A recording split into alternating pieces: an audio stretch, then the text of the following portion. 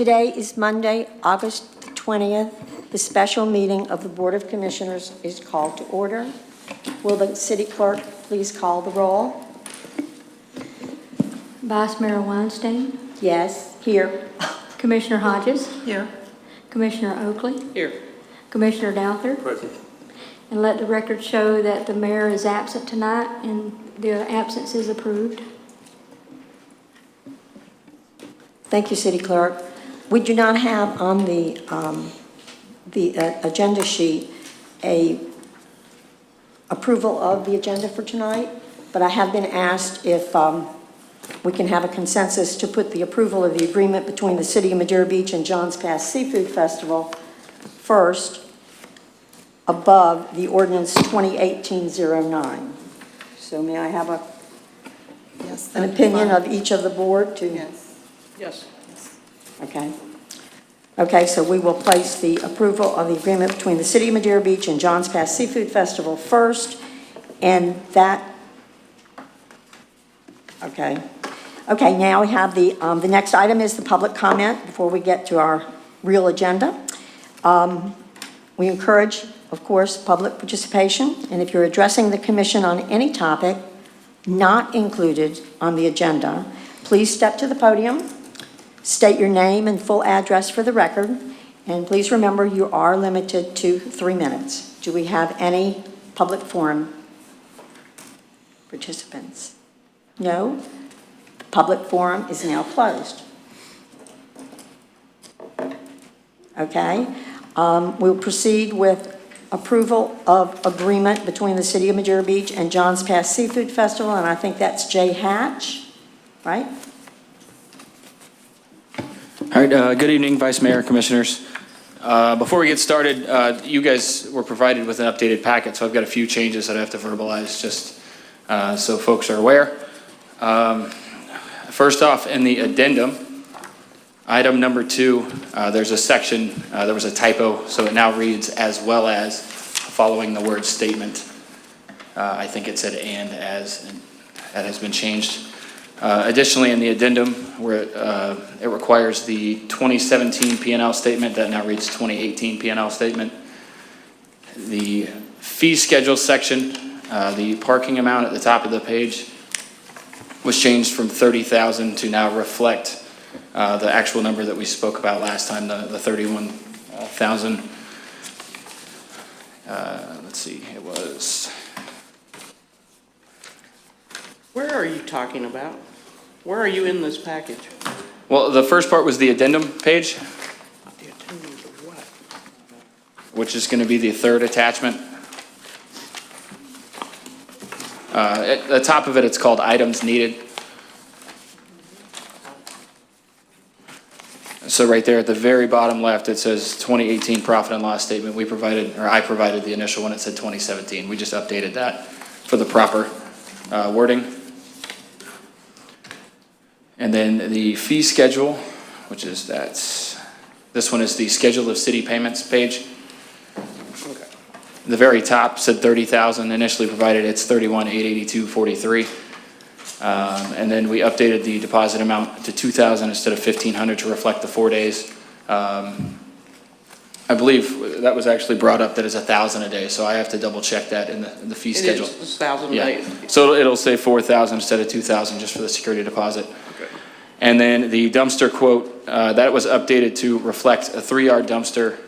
And then the tipping fee down at the bottom, just to explain that, is going to be the number of dumps required for those dumpsters. So that estimate down at the bottom was based off last year.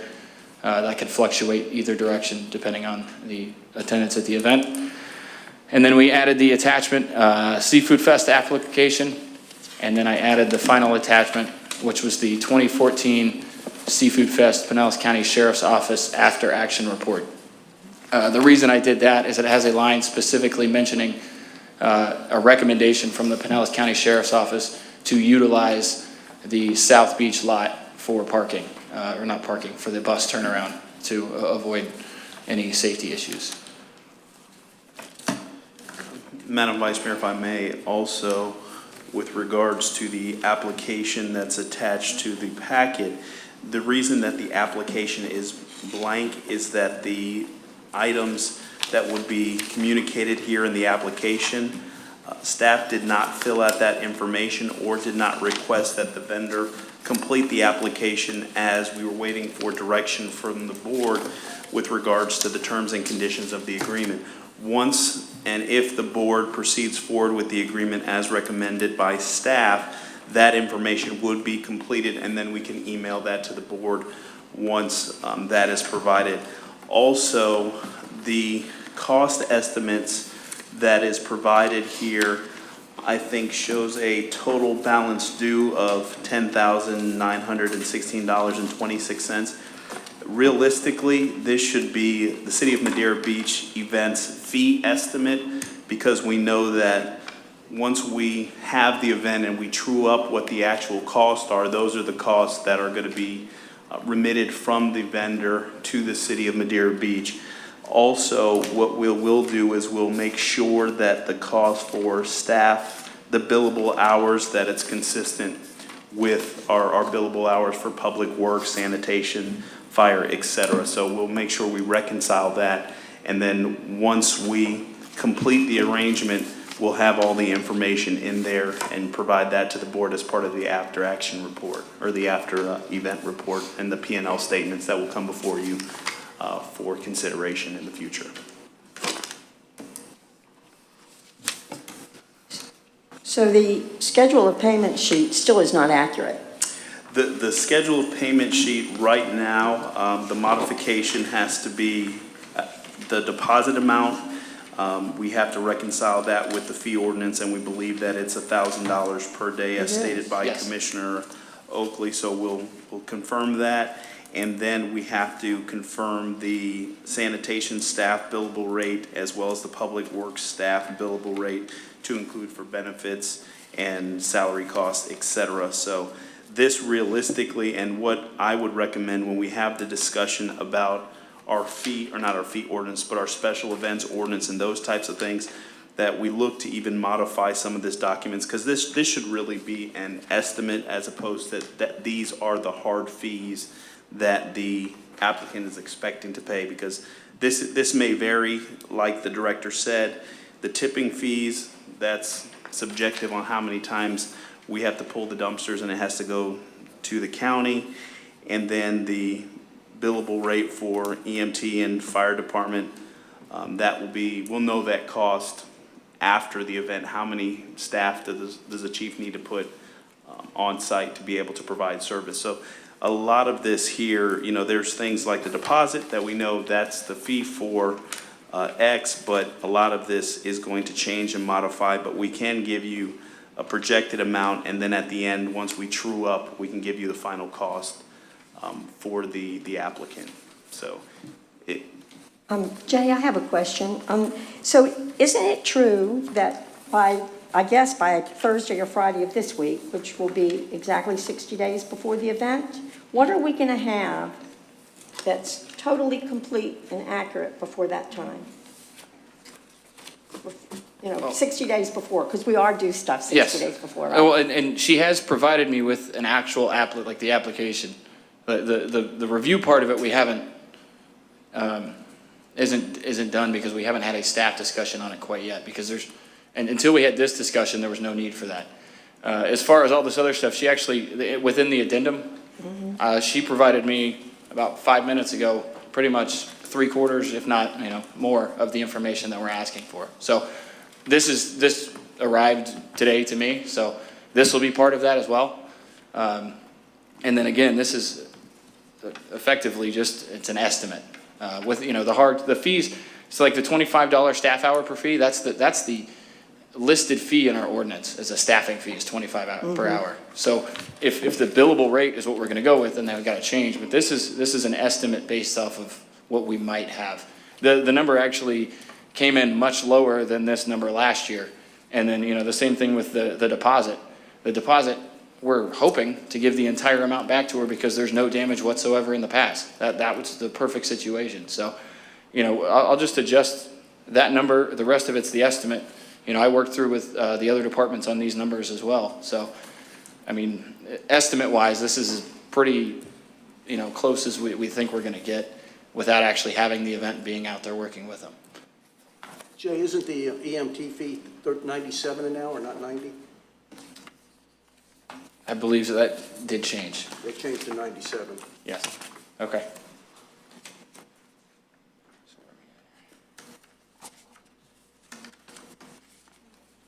Yeah, and again, that's a number we won't know until at the end of the event based on how many they staff, but the 97, I'll update that.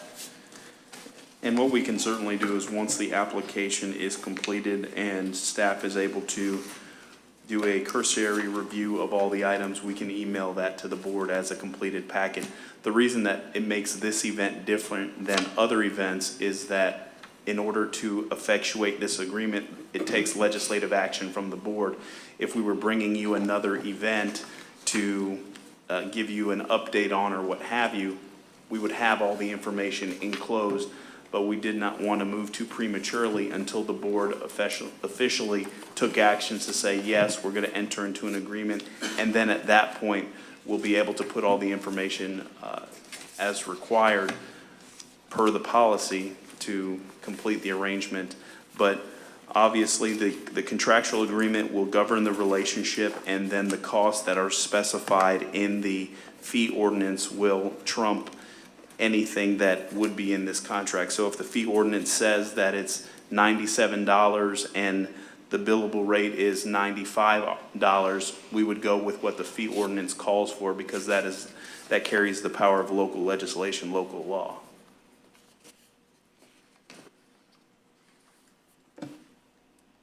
Any other comments?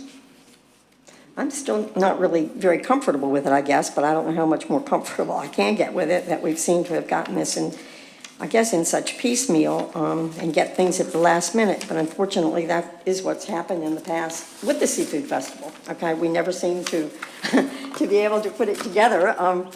Talking from the other side of the podium, it just has always seemed that way, but. Well, just the overview of it, they have 60 days to get the application in, and they have to provide a pro forma 60 days after the event. City will take top billing as a sponsor in the Seafood Festival and retain video production materials, images, publications. The city is going to waive fees for Village Boulevard, Johns Pass Park, South Beach, and 130th Avenue. All lots will be open to handicap personnel. And this is a one-time agreement. That's right, that's exactly what the contract. And provide insurance to the city. And that's basically what the contract is. Is that liability insurance? Is that event insurance? What? We're named as additionally insured for the event. Liability. Liability, yeah. Okay, so we have Which I no have. city. She provided me Yeah. today. I have that in hand. Okay. I don't know what else to ask about that. I'm good with that.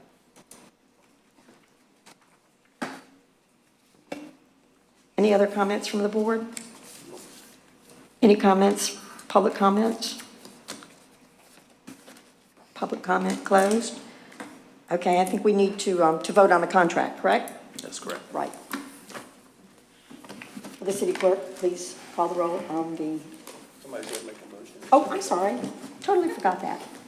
May I have a motion? I make a motion that we pass the Johns Pass Seafood Festival contract. Second. Okay, we have one in the second. Will you call the roll, please? Commissioner Oakley, Yes. Commissioner Hodges, Yes. Commissioner Douther, Yes. Vice Mayor Weinstein. Yes. Okay. Now we will go on to ordinance 2018-09. It's our charter amendments. The second reading in public hearing, Clara to read the heading. After Clara reads the heading, Ralph, our city attorney, will present, and I hope that everybody got a copy, if you'd like, from at the end of the room, by the table, is a copy of the 10 recommendations that were made by the Charter Review Committee and worked on the workshop by the board. So I hope everybody's got that. Our city attorney will read the 10 recommendations and answer any questions, okay? And he'll read them all at one time. City of Madeira Beach Ordinance 2018-09. An ordinance of the City of Madeira Beach, Florida, providing for ballot titles, ballot questions, and text for proposed referendum questions to be placed on November 6, 2018 election ballot, providing for amendments to the charter to correct and streamline grammar and gender neutrality, providing for supermajority vote for plan development, rezoning, and special area plans, appointing the Pinellas County Canvassing Board, providing for nepotism definition of relative, providing for city manager powers, duties, qualifications, residency, removal procedures, and acting city manager, providing for city clerk qualifications, providing for limitations on city attorney and legal representation of elected officials, providing for tax and authority not in conflict with general law, deleting references to publicity expenditures, providing 5-year capital improvements plan, providing for election date, providing for coordination with supervisor of elections, providing effective dates, providing for severability, providing for repeal of ordinances in conflict. Thank you, City Clerk. Mr. Attorney? Yes, I can walk you through each of the charter amendments proposed, one by one. City Madeira Beach, number 1, charter amendment, grammar and gender neutrality. This charter amendment would amend the charter throughout numerous sections of the charter to reflect gender neutrality, correct and streamline grammar, and correct typographical errors, reorganize and renumber the section and articles contained in the charter. Should the charter be amended, yes or no? Number 2 charter amendment, supermajority vote for plan development and special area plans. This charter amendment would require a supermajority vote of 4 members of the Board of Commissioners for approval of any plan development, rezoning, or special area plan. Should the charter be amended, yes or no? Charter amendment number 3, appointing the Pinellas County Canvassing Board. This charter amendment would amend the charter to appoint the Pinellas County Canvassing Board to serve as the designated canvassing board for all elections under this charter. Should the charter be amended, yes or no? Charter amendment number 4, nepotism definition of relative. This charter amendment would adopt Florida Statutes 112.312, definition of a prohibited relative for the nepotism prohibition, parentheses, prohibiting employing and contracting a defined relative of city commissioner, city manager, city treasurer, or city clerk. Should the charter be amended, yes or no? Charter amendment number 5, city manager, powers, duties, qualifications, residency, removal procedures, and acting city manager. This charter amendment would require the city manager maintain membership in good standing in the International City County Management Association, ICMA, and the Florida City and County Managers Association, FCCMA, clarify powers and duties of the city manager, procedures for removal of the city manager and appointment of acting city manager, and state that while it may be preferable the city manager live within the city of Madeira Beach, it is not mandatory. Should the charter be amended, yes or no? And that one today in the charter review, the clerk and I and the charter review committee members found another his or her to change there to their duty, and his or her deems, we'll say deemed necessary. That's on page 6 in black. It's a grammatical change again that we noticed. And charter amendment number 6, this charter amendment would require the city clerk to maintain certification with the International Institute for Municipal Clerks, IIMC, and Florida Association for City Clerks, FACC. Should the charter be amended? Charter Amendment Number 7, City Attorney Limitations and Legal Representation of Elected Officials. This charter amendment would prohibit the city attorney or the city attorney's law firm from personally representing an elected official in any recall election or Florida Commission on Ethics proceeding. However, the elected official is entitled to legal representation in any recall election or Florida Commission on Ethics proceeding at the expense of the city. Should the charter be amended, yes or no? Charter Amendment Number 8, City Taxes. This charter amendment would provide the city shall have the right to levy taxes by ordinance in a manner not in conflict with the general law of the state of Florida, and would delete specific references to a public service tax. Should the charter be amended, yes or no? Charter Amendment Number 9. This charter amendment would delete references to and limitations on the use of ad valorem taxes for the purpose of giving publicity to the advantages, facilities, and resources of the city. Should the charter be amended, yes or no?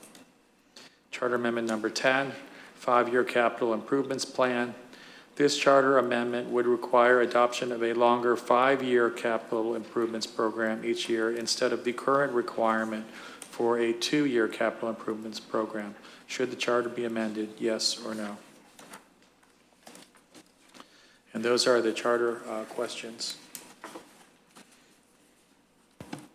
If you have any questions, I can answer them, or you can open up to public comment. I was going to ask the Board of Commissioners for their input and deliberation first, and then we'll open a public hearing.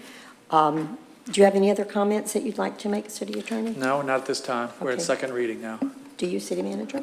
Yes, Madam Vice Mayor, if we can have the city clerk provide some additional information as to when the Charter Review Committee met to discuss the items that are being presented to the board this evening for discussion. Thank you. Yes. Yes, sir. I'm going to explain I'm going to read the chain of events from the beginning of when the Charter Review Committee was established. The Board of Commissioners felt it was necessary to have a review of the city charter. On July 11, 2017, the Board established a Charter Review Committee by Resolution 2017-04 and amended the resolution by Resolution 2017-10 on October 10, 2017, changing the membership from 5 regular members to 3 to 5 regular members, depending on participation by application of the electorate. The first members to the Charter Review Committee were appointed by the Board of Commissioners at its regular BOC meeting on October 10, 2017. On January 8, 2018, in a publicly noticed training session, and each one of these meetings are publicly noticed, City Attorney Ralph Brooks gave a sunshine and ethics law overview to the Charter Review Committee, Bid Review Committee, Budget Review Committee, and Civil Service Commission. It was necessary for the boards to receive this training before scheduling the first meeting. On April 16, 2018, in a publicly noticed training session, Lynn Tipton with the Florida League of Cities gave a historic overview of municipal charters in Florida, key parts to a city charter review, in comparison of municipal information regarding city charters. At a Board of Commissioners workshop meeting on May 22, 2018, the board gave direction to the Charter Review Committee to work through the charter and choose questions to go on the November election ballot and the March election ballot. At a BOC special workshop meeting on July 30, 2018 at 6:00 p.m., the Board of Commissioners reviewed the proposed charter amendments and recommended by the Charter Review Committee and chose 10 charter amendments to be placed on the November 6, 2018 general election ballot and the others to be placed on the March 2019 city election ballot. At a BOC special meeting on August 1, 2018 at 6:00 p.m., the Board of Commissioners approved first reading of Ordinance 2018-09 Charter Amendment Ordinance, placing the 10 proposed charter amendments on the November 6 ballot. The city clerk advertised Ordinance 2018-09 Charter Amendment Ordinance on August 6, 2018 for second reading and public hearing to be held at 6:00 p.m. on August 20, 2018. Now, during this time, following our meetings of the Charter Review Committee to date, the first meeting was February the 21st, 2018 at 10:00 a.m. Then on March the 14th, 2018 at 10 o'clock a.m., April the 26th, 2018 at 1 o'clock p.m., May 31st, 2018 at 1 o'clock p.m., June the 20th, 2018 at 3:30 p.m., June 27th, 2018 at 1 o'clock p.m., July 10th, 2018 at 1 o'clock p.m., and July the 27th, 2018 at 10 a.m., they had a joint meeting with the Civil Service Commission. And again, on August the 20th, 2018, today at 1 o'clock p.m., a joint meeting with Civil Service Commission, and we're still scheduling meetings to continue with the charter review and to finalize the questions for the March ballot. Thank you very much, City Clerk. Is that it for you? Do you have anything else to add to that? Because you certainly have done a great job in this chronological order of all the different meetings that you've had with both of the commissions. And I think it's important, too, because it was a lot of work, and you wanted to make sure that it was done right with the city attorney and the city manager. So thank you very much for your efforts. Before we go for deliberation on the Board of Commissioners, okay, to get your input on it, I just would like to ask just like to make a statement. Since our charter is our city constitution and such an important document for all of us, I'd like to ask for a consensus by the Board of Commissioners to allow, when we open it to public hearing, to allow each speaker to have, if they need it, 10 minutes, okay, to express their thoughts and comments on the 10 recommendations that the city attorney has, prepared for us. As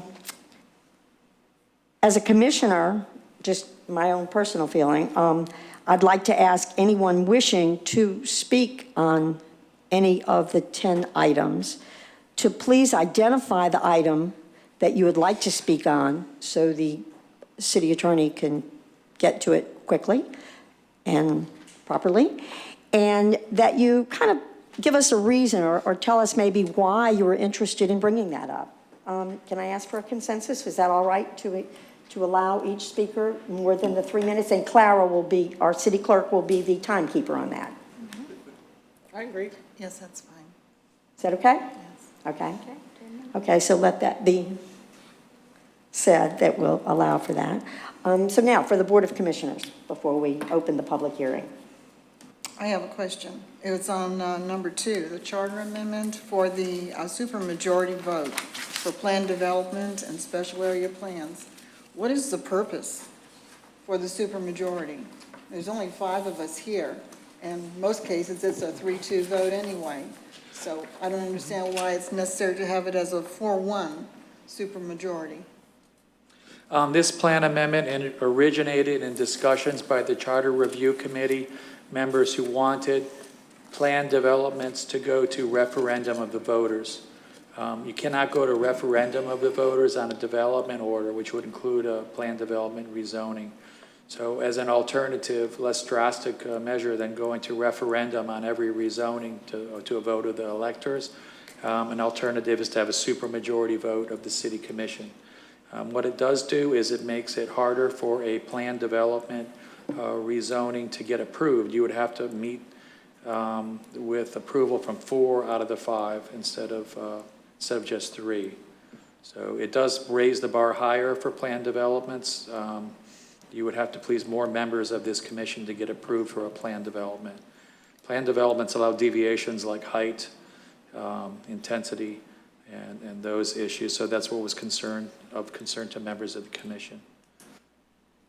There are some counties and cities that have supermajority votes, others that don't. So it's certainly discretionary whether you want to even propose a supermajority vote to the electors.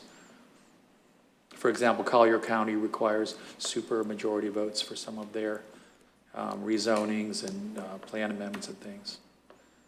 But you can't go to referendum, so this was the one step short of going to referendum. It would be a supermajority. So a referendum that couldn't go with a 3-2 vote, it'd have to be a 4-1 vote. No, referendum means you go to the voters at the voting box. So, for example, if a rezoning were to come up here and get passed by 3, they were asking that it have to be put on the ballot and voted on in an election by everyone in the whole city as to whether or not a rezoning should be approved.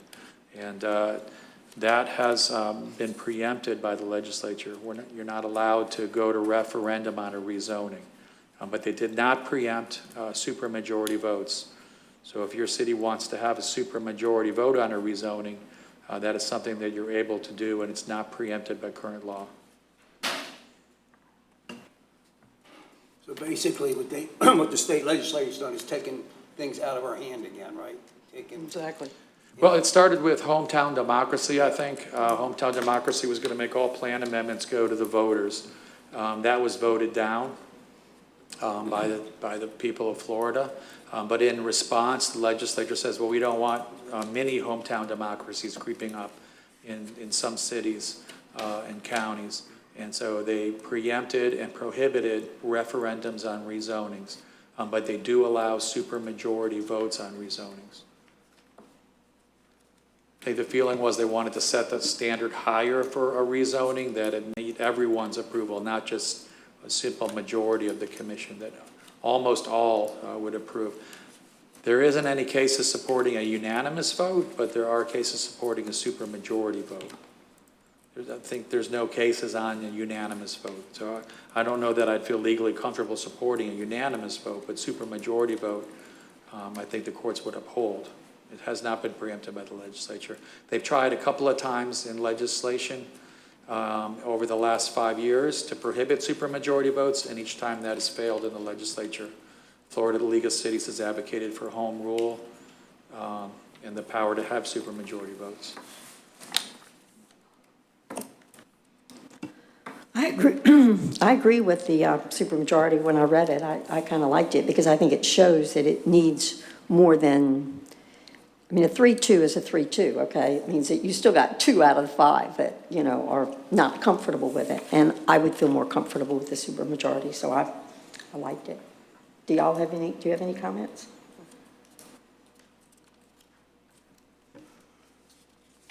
Any more comments from the board before I open up a public hearing? No? Okay. Then I shall open up the public hearing. Anybody who wishes to come up to speak, please, you might want to even bring your material with you so that you can quote the number that you're looking at and ask our questions. Am I correct, Clara? Yes. I'm okay? Okay. Thank you. Yes.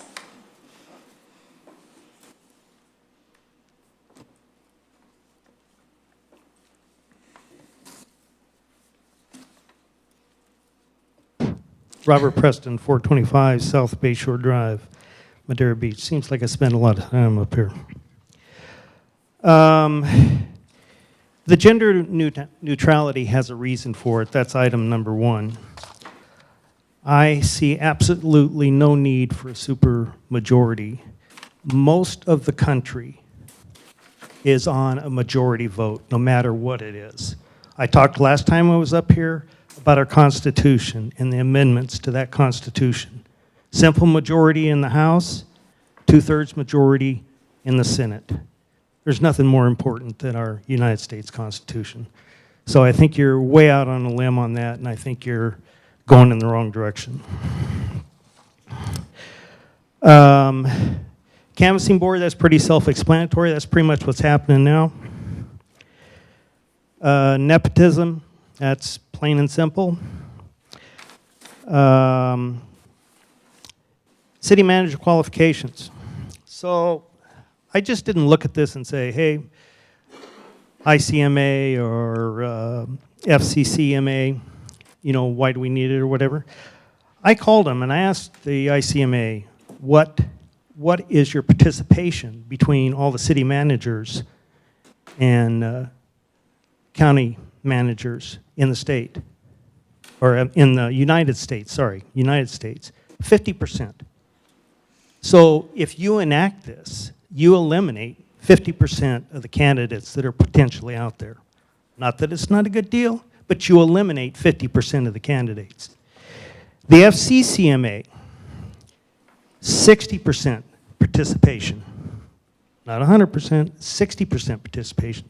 So we eliminate 40% of potential candidates. You know how difficult it is to get a city attorney or a city manager here in city of Madera Beach. It's pretty doggone difficult. So you limit the potential there. The same thing goes with, it's not to slight Mr. Evans, I think he's doing a good job, and Clara for the same reason. You put that type of wording in for the city clerk, but you eliminate a lot of potential good candidates out there by putting that wording in there.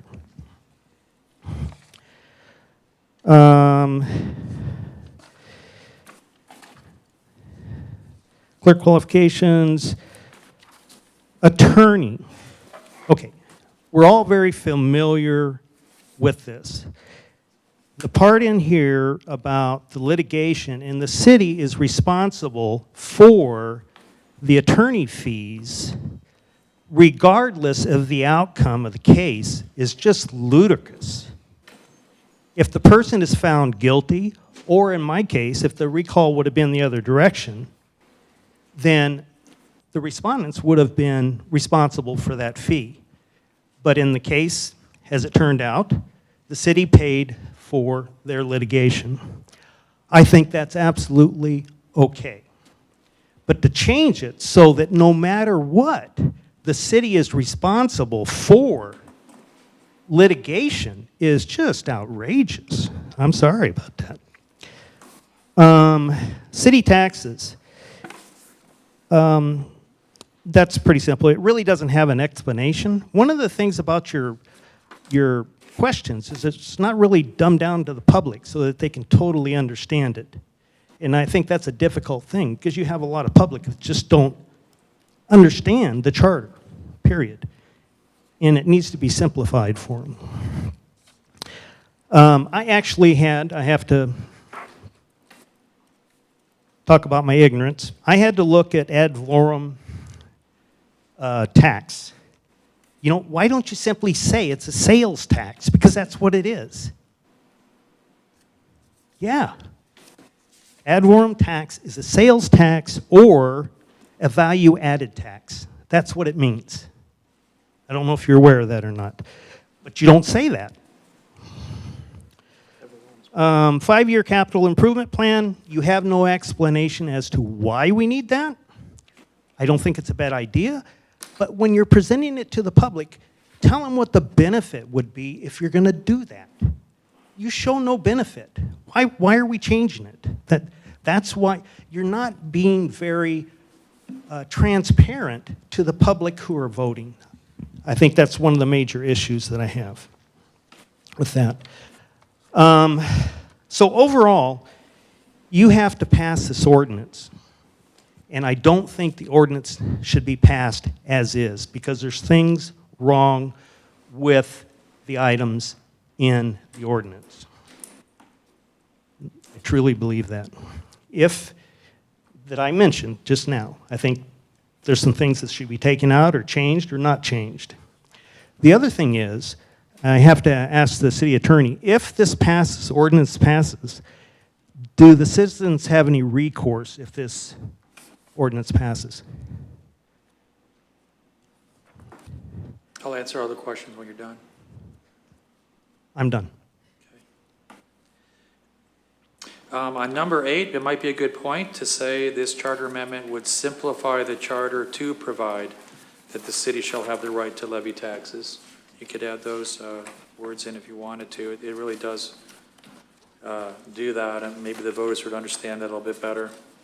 And then ad valorem taxes are property taxes, actually. So maybe that is a word that I'm used to that the public may not be so used to. So you might want to say limitations on the use of ad valorem parentheses property taxes, put in property there. So I looked it up, and that's what they gave me was sales tax and value-added tax. So value-added tax would be the property tax, right? a VAT is kind of like a foreign international tax. But the ad valorem in Florida is a property tax, not it's separate from sales tax, separate from gas taxes. Okay. Ad valorem is what property owners pay on their property each year. We should probably clarify that, because that at this point, that's probably commonly misunderstood what that means. And then the city clerk, yes, you would be narrowing the pool. It's important to understand that. And the city manager, you might also be narrowing the pool. You do pick up some education benefits, some code of ethics benefits. I think the city manager can address that, and the city clerk, what requirements are at the Clerks Association. And then supermajority, that's up to you guys whether you want to have it or not. I would point out, though, that a 2/3 majority in the Senate, that's a supermajority. A normal majority is 50% or 50.1, 1 over 50. So in this case, you'd be 4 out of 5, not 2 out of 3, but both those are supermajorities.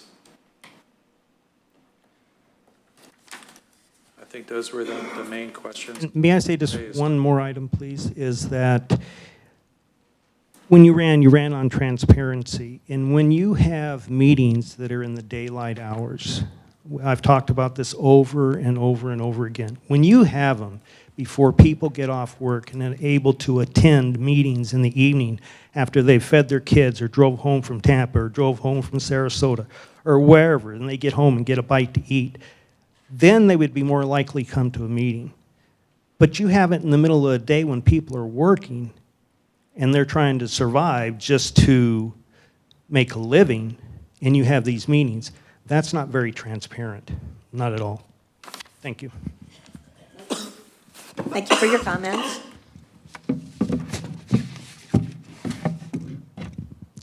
You didn't answer my question Oh, about. the last question, so this goes to the voters, and the voters vote on it. So I guess the recourse is at the ballot box. To vote, not only do they have to pass and approve these going to the ballot box, but then the voters have to vote at the ballot box. If they don't have enough votes, none of these will pass. Or each one is considered separately. So one might pass, but 2 might fail, et cetera. So if from here, the city can't advocate one way or the other, but the public certainly is free to advocate for passage or. But it was the ordinance itself. The ordinance has to pass before any of this can take place. Is that correct? Yes, they can pull any of these items off the ballot. Once they decide to put them on the ballot, then the voters get them and the voters decide. Then if the voters approve it, those questions that pass would become effective. Those questions that do not pass the voters would not become effective. Okay. And that's written in the effective dates section of the ordinance. Right, I got that. But does the citizens have any recourse to an ordinance that's passed by this commission? Theoretically, a citizen could file for judicial review in circuit court if that's something that you or somebody else wanted to do. And nothing else? No petition or anything else? Well, that's how you would review this ordinance. You could do your own initiative and referendum to collect signatures and put it on the ballot again to repeal something that's in here. So, like say a supermajority vote passed this election. If people were to collect signatures for initiative and referendum, you could try to pass your own charter amendments in the future. There'll probably be charter amendments again on the ballot in March. And sometimes if we see from the voters that they don't like something in here, the Charter Review Committee could take that up again. There are some things, for example, in the city manager section about other things besides the membership in the ICMA. So if for some reason that fails, maybe the citizens don't want the ICMA requirement, they could try again to clean up these other parts about the city manager removal and acting city manager and other duties other than the qualifications. So citizens could go back to the next Charter Review Committee meeting and propose changes to any of, depending on what happens. They could go there also. Okay, thank you. Thank you, Mr. President. Next public comment, please.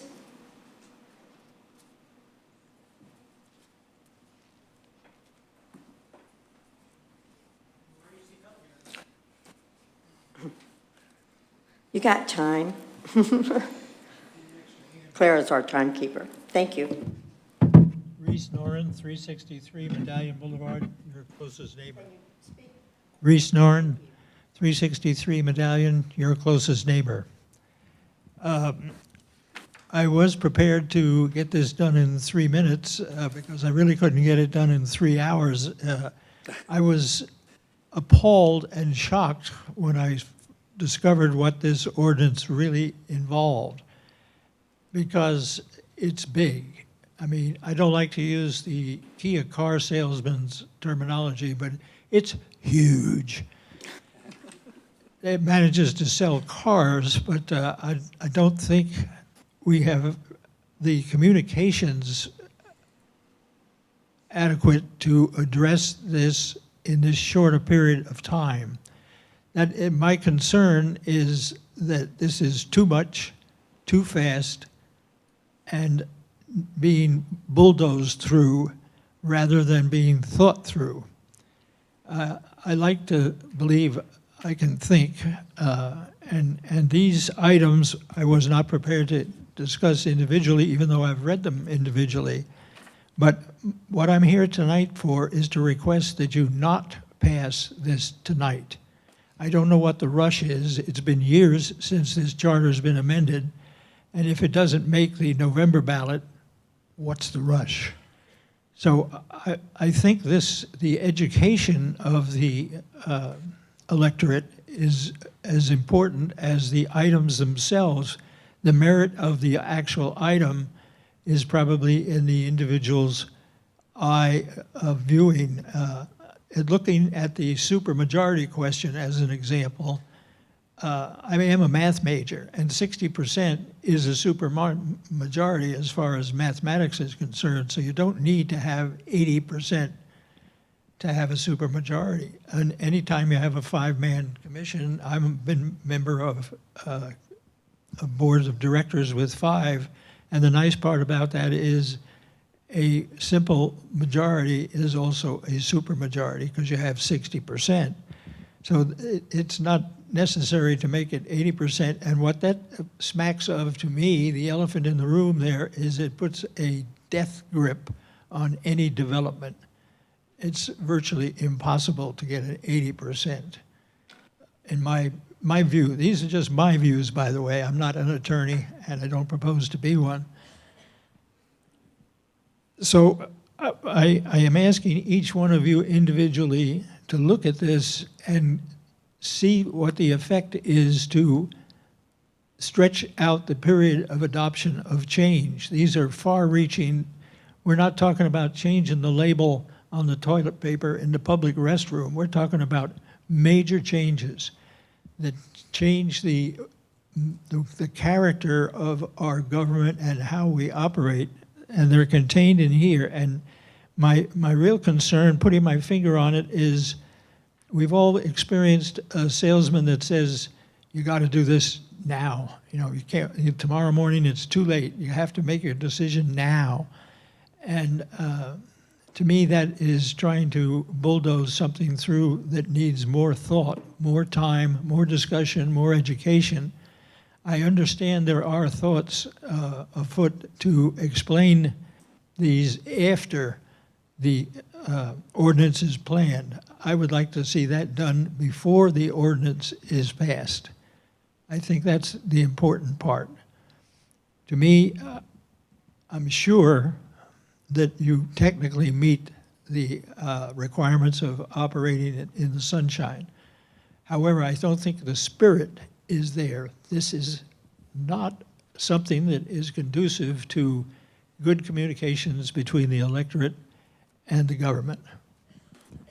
That's about all I have to say, except I can go through on some of these individual items personally to require the city manager or the city clerk to be a member of an organization that is not a government organization, not a government requirement, is not something that's desirable. The entire thing, this starts out saying that the board, and I'm sure you're sincere in it, that you believe it's in the best interest of the electorate to pass these. I do not see the best interest portion of many of these things, like the 80%, and in the case of the city manager having to be a member of an organization that doesn't even recognize the Florida state law is just absurd as far as I'm concerned. So I have no personal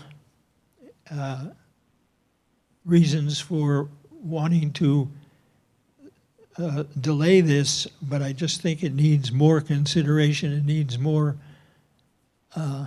sunlight, if that's the correct term. Thank you. Thank you, Mr. Noren. Next speaker, please. Anybody else?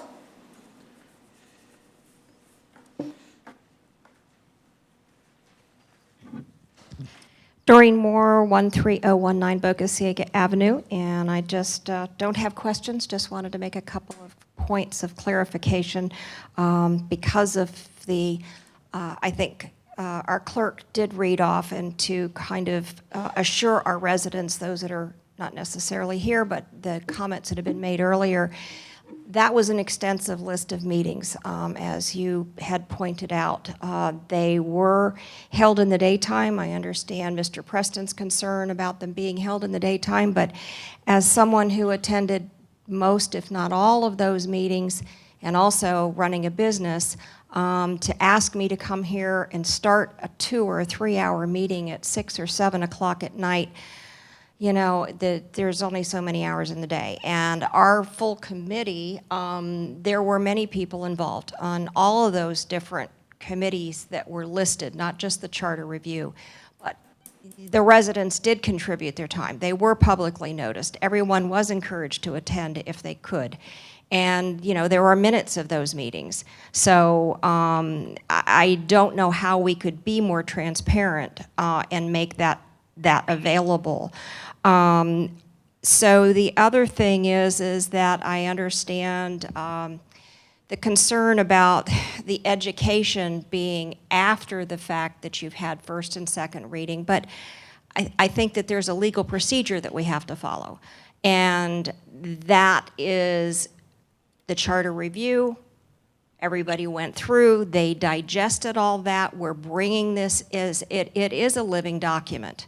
That charter does have to keep up with times. I think, Commissioner, you'd mentioned that, you know, that was 1947, and there's a lot of things in there that do need to be updated. And that has been the intent of the Charter Committee, to bring that forward. So I think that there is going to be, now that we have more online communications, websites, ability to help meet with our residents, help educate them, answer questions, and we've been couched or coached, I should say, by our city attorney that as a committee, you know, we can individually have our own opinions, but the city has to be very, very careful that they're doing their best to educate everyone, but we aren't advocating for these individual items other than, you know, some of the housekeeping items that we've done to clean up. And then lastly, I just wanted to make a comment again about Mr. Preston, the use of ad valorem tax. I agree with him. A lot of people don't know what ad valorem means, but I would suggest instead of using property tax, because there's personal property, there's intangible, there's tangible, different types of property, that we would just reference real estate, or you could say real estate property tax. Just an opinion. Thank you. Thank you, Ms. Moore. Thank you. Any additional speakers? Okay, the public hearing portion of the ordinance is now closed. Additional deliberations by the commission? Additional thoughts by the commission, by the attorney? Well, looking at the actual language of the charter, it says levy ad valorem taxes on real and tangible personal property. So I think we got to take out the real property because it also involves this, what's called tangible personal property. And I wish Walt was here. Walt explained that to us when we were in. Walt's here. Yeah. Walt, do you want to explain to him what tangible personal property is? Something that can be bought and sold. Yes, tangible personal property would be the assets that are contained within a specific business. So if Jonathan owned a bakery and had a, you know, $30,000 oven in that bakery, that is tangible personal property, and the city does collect revenue associated with that. But And- a bulk of the revenue is derived by the ad valorem, the real estate property tax. And the tax collector does send out a special form that identifies the tangible property that people do own. A lot of times it applies to rental property and the tangible property that's associated with rental property. And But ad valorem is strictly property taxes.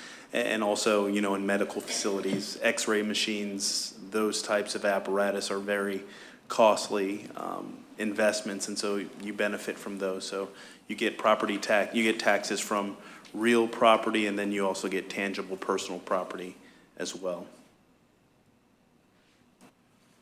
So the most we could add in there is the word property taxes, ad valorem property taxes, if you'd like.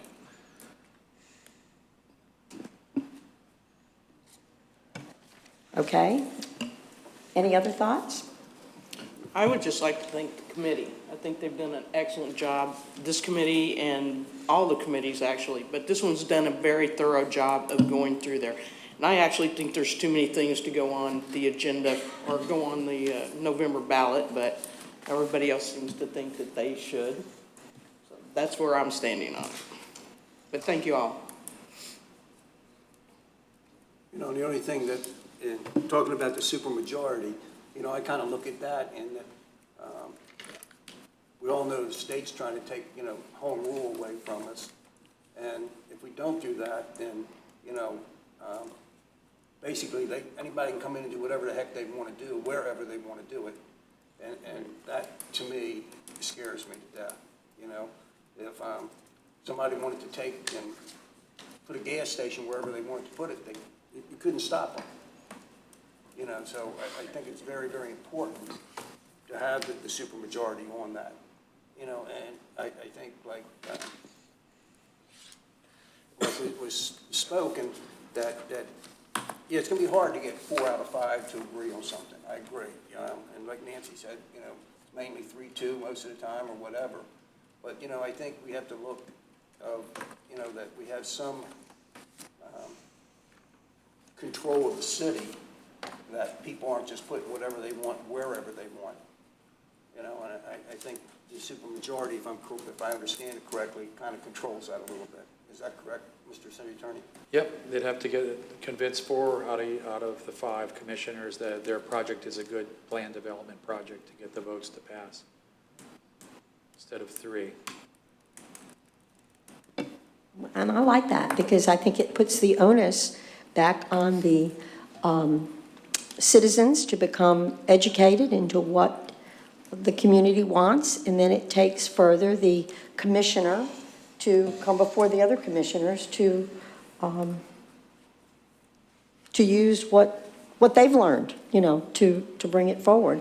I think it's important also to note, and I think the city manager might make a comment on this, the educational or the not educational, but the further learning for different constituents, for all of our constituents, if and when this ordinance is passed prior to it going to the referendum, which of course it can be all rejected, or as we said before, 5 items can be, you know, rejected by the referendum wording and have to come back. So would you comment on that?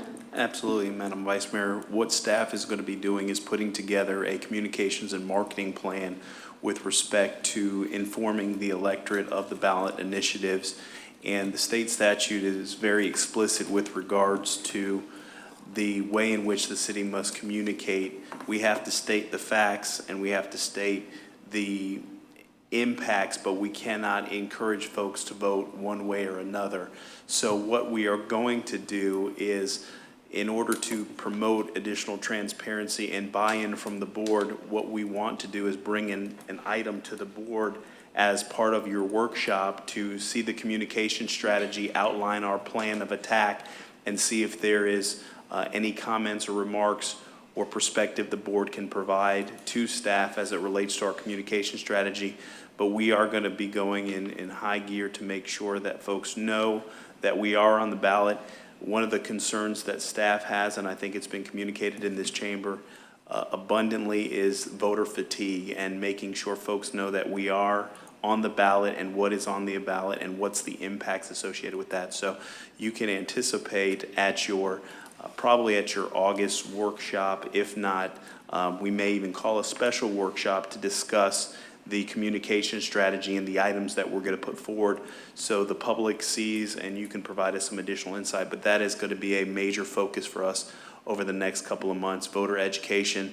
And then after that, we'll do a lessons learned and after action so we can prepare for additional communications going into the March election as well. But that is a major priority for us. Thank you, Mr. City Manager. I think that's really important because I think when anybody makes the comments, as I certainly have in the past and a lot of other people have, that it's not conducive or it's not the best timing for you to be at City Hall or to come into a meeting. But these people on these committees have certainly, I've been to some of the meetings too, have welcomed anybody coming in, and they've had 9 or 10 meetings. And if the people felt the importance of being here,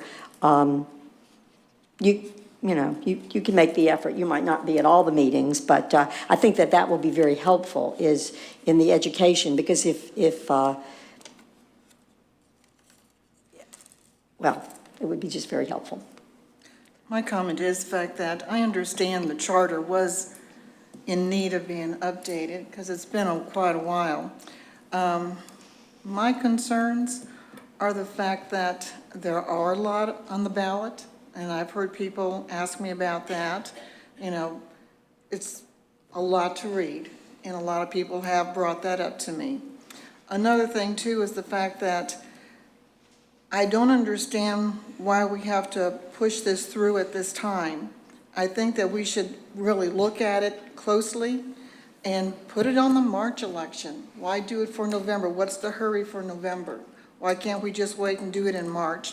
That way everyone will be more familiar with all the changes and understand them better. And this way they'd be able to vote with a clear conscience saying, this is what we really want, instead of, well, there's 10 items here, I got to say yes or no to this or that, and half of them won't even know exactly what they're voting on, and it's not right. So my suggestion is, I'm not comfortable with the supermajority vote. I am not comfortable with that at all. And I feel like we need to let the people understand exactly what's there, and so they understand exactly what they're voting for. And my suggestion would be not November, put it on the March. This would give us enough time to get it organized and out there. Thank you, Commissioner. Any other? You know, Other thoughts? when we talked about this, if we move it to March, instead of having 10 items, we have 30 items. You know, and that scares me, putting 30 items on March. Or do we say, oh, we're going to only put 10 on March, and then the following November, and then the following March? Do we keep pushing it off? No, it's not, I'm sorry to interrupt, but it's not that. It's just the fact that we need to have them understand exactly what this is all about. And instead of maybe 10, there might be 3 things that are important that need to be moved, that need to be put on the ballot. So instead of putting 10, we'll put 3. And let's say that in March, you might see a couple that, you know, aren't that important to put on right now. We'll put 2 or 3 more on at that time. You know, we don't have to put all 38 on there at one time. I know that's ridiculous, you know. Yeah, I wouldn't want to stand there and read all that stuff neither, you know. But it's just the fact that you pick out the ones that are the most important. And this way, by educating the people as to what's there and what we need to do, I think that would be important. And then we could say, well, this can wait. You know, we can go ahead and not put it in for November. Let's do it for March. And they understand the situation a little bit better. And chances are, maybe with all the 38 changes that were presented, maybe we don't have to do 38 changes. Maybe we just really need to do 5 or 6, you know? I don't understand what the hurry is to do it in November now, and that was it.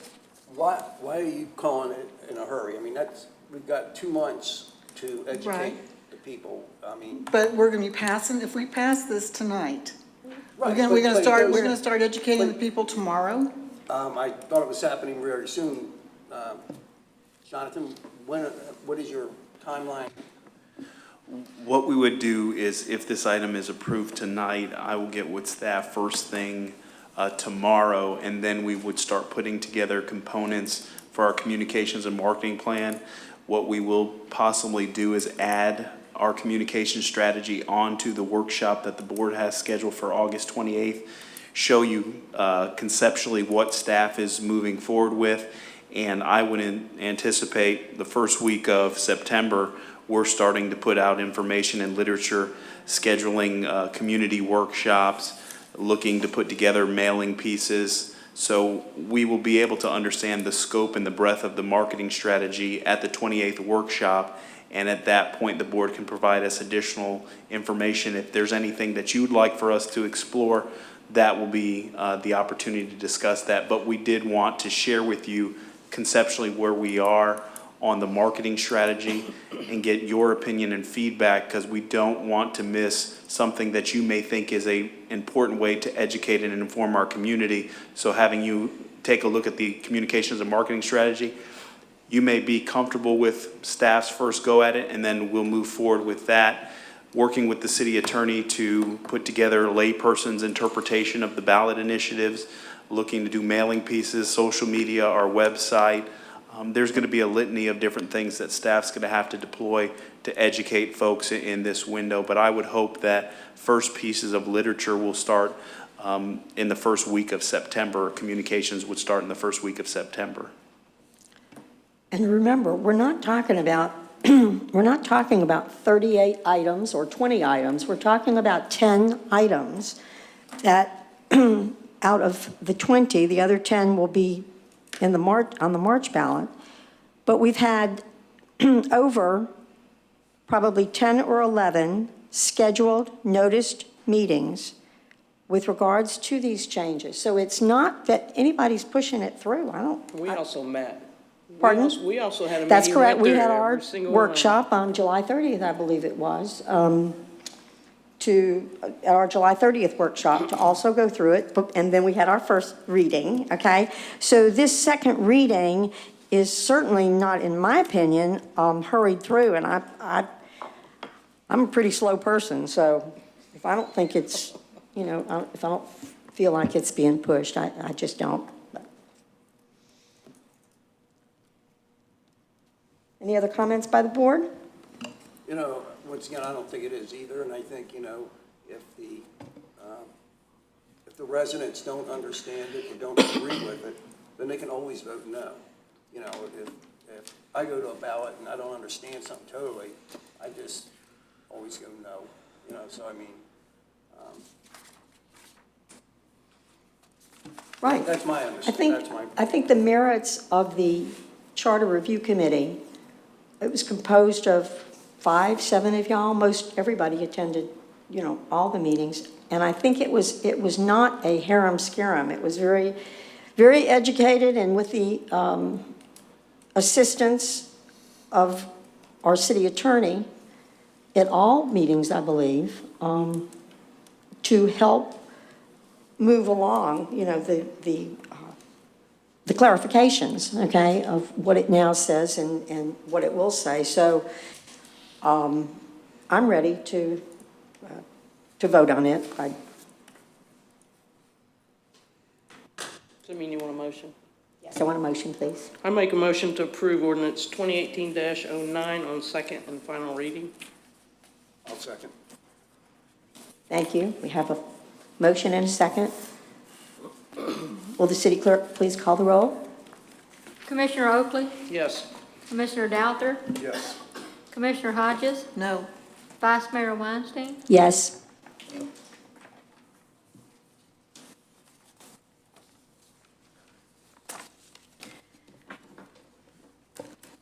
Well, that ends our agenda for this evening. Are there any committee reports? I know that's not on the agenda. Any committee report? Nope. City clerk, any report?